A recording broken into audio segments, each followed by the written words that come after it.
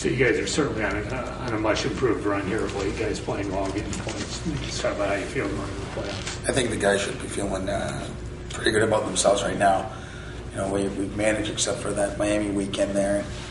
Michigan, the second half of the year we've been getting, like you said, ties or wins on every weekend, which is a much improvement since the beginning of the year. And coming into this final game here at home on Saturday was another great testament to the type of young men we have, in the sense that we went out there on Friday, up there, right there, and we lose 5-2. We didn't really get a great showing in the first 20 minutes of that game, and we were able to battle back here on Saturday and give the fans a great show there and with a shootout win. What's the difference? Why is the team having more success now than they did just 7-8 games ago? I think it was, at the beginning of the year and through the first, quarter, half the season there was a lot going on. A lot of new guys. There's a whole new staff, and it takes a bit to gel, as a group. And as we continue every week of practices, we want to continue to get better. We want to teach the little things, the sticks on ice, sticks on puck. We continue to harp shots. We've been saying that all year on them, and just working on that skill set. But they continue to work. They're like sponges. They want to get better, which makes it fun to come to the rink with them and see them in there, even after a tough weekend in Miami. There's no better group of guys I want to see on Monday when I got in here was our team. And because I knew they wanted to come out Monday and get better and work on the mistakes we had in the previous weekend. So I think just the team is formed well. There's no cliques, as I've always said. We got a great group of young men of 25 guys that, there's on any team there's normally 2, 3, 4 guys that kind of go on their own sometimes. But here, we got a great group of guys that are working hard. Can you talk a little bit about the confidence level in the locker room right now after the last 2 weekends? Well, I think obviously it should be quite high. They've worked hard and they deserved it. And they sit along.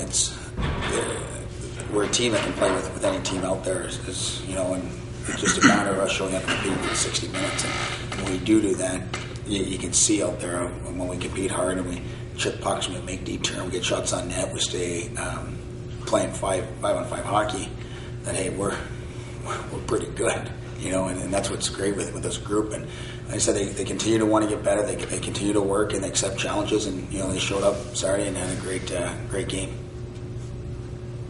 Talking about the crowd on Saturday, I mean, probably the biggest crowd of the season this year. The fans really came up in the last game. I guess you talk about the fan support and the amount of noise that there was there on Saturday. Oh, it was fantastic. It's like I always said, it's tough as a coach in our rink because it's so loud, and you're trying to grab one of your guys for a face-off to move up to the hash marks or back, and you're screaming as loud as you can. There's no sense. You might as well just let them go because they're not hearing you. When we won the shootout there, and it was great to look up and see everybody there, and it was great for our seniors and our team this year to be able to enjoy that last game of the year here at Bowling Green. And that's what's great about this rink. It's great about this town and great about this school is that our support's so great, and that's what we want. And I know for our players they appreciate it, and I definitely do as well for everyone that was able to get out on Saturday and see our seniors in the last home game. You talk about UNO and keys to that series and what they do well. Yeah, Nebraska's playing some really good hockey right now. I was able to watch. I hadn't got in this morning yet to watch their weekend series yet, but I'll watch it this afternoon. And I saw them play Michigan. They skate well. They got some goaltending right now is going well for them. They're playing with a lot of confidence. Their second half's been much better. They continue to shoot the puck a lot. They take chances. Their D jump up and they rush a lot there. So we got to make sure on our back pressure and back checking that we're aware of D-men coming up and not just worrying about those 3 forwards. A lot of times, their 1D or even 2Ds will join as much as they can. And it's gonna be a fun weekend out there. And we've been out there right at the beginning of the year, got the shootout win, and then the loss 3-1 on this Saturday. But we've had some success out there, and we've been out there in the playoffs in the past, and we know it's going to be a fun weekend out there, and it should be a great hockey game. When you're playing a team that has as much offense as they do, is it more of the same? You want to play the game in their end? Yeah, the more you can cycle that puck low, and I think that's always been the success to our team is when we keep it down low, and we keep turn the puck to the net and get pucks to the cage, and and making their D commit, making their forward sink down, and they'll leave our D open. And when we can keep it farthest away from our goal, I think in any game is the most successful you can be. And if we keep it down low below the hash marks and make them come the full 190, 180 feet, that's tough to do. But again, we got to make sure we don't get caught with 3 guys low. We can't be caught on the back pressure, where all of a sudden we're chasing 5 guys up the ice, and then that's where they come in waves. And they're a team that lives up a transition style of game, and they can score goals off that.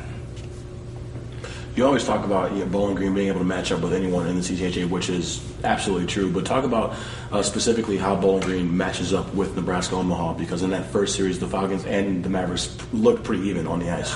Yeah, and it's I think you're going to see 2 drastic teams out there from the beginning of the year and October. I think we would have played them there to now.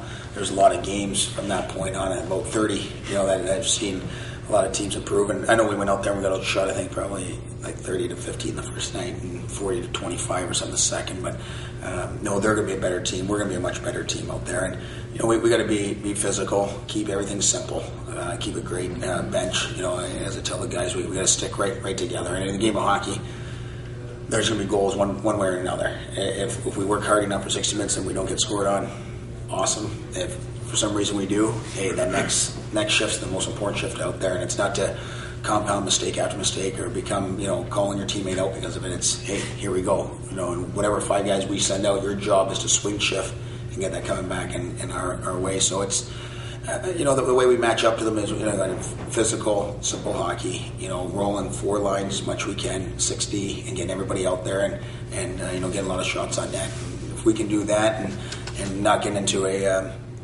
power play penalty kill game so much at times and control our emotions out there, that's just as big as our discipline within our system or within ourselves. I definitely think we're going to go out there and surprise these guys. Because you played them so long ago, do you even go back and look at the film and review that, or is it? Yeah, I'll watch it. It's already cut up, so I can watch them forechecks. But for the most part, I'll watch the most recent two weekends. Is what I'll catch. Just because so much changes, their lines have changed, their decor have changed, their systems have changed. So, but I'll definitely. We got a 14-hour bus ride out there, so I can catch some time watching on the way out. What would it mean to you guys if you can continue to get Kai playing the way he did Saturday night? What does he add to the team? Kai adds speed. He brings that physical presence. He did a real nice job, I thought, taking the puck wide, making their D turn, and that whole line did a good job with Boydie and Pash, and I think they're playing some great hockey together. They're one of the lines that have kept together for the last probably three weekends now since Pash came back in the lineup. And but again, Kai brings that physical side. He can get first on pucks. He can drive the net hard, and that's all we're looking for him. On the power play, he's good out front, and I say he took an elbow penalty or something there, and on the Saturday, hey, just go right to the box. There's nothing to worry about. No sense arguing it, and let's kill it off and get you back out there. But we definitely need him to keep going, and that whole line of Boydie and Pash. I guess kind of the same question, but along the lines of Tomas Petruska. He's really come on here, especially over this past month. Just talk about what he brings to this team and his contributions here. Tomas is a guy that is obviously finding the back of the net for us as of late still, and he's been doing the shootout as well for us. And he's still someone that I talk to a lot about our zone. I need him to start taking care of his D-man in our zone and being aware of it, and offensively. And just play, and that's what he's doing up there. And he's another guy that's just along. He can take the puck wide. He's not afraid to shoot. I just look, and he's got 120 shots. He leads their team by probably 30, throughout it. And whether a shot gets blocked or missed the net, you got to continue to shoot the puck, and that's what he's doing. And I think he's finding the back of the net because he is shooting the puck so much. Can you talk about Dave Solway of late?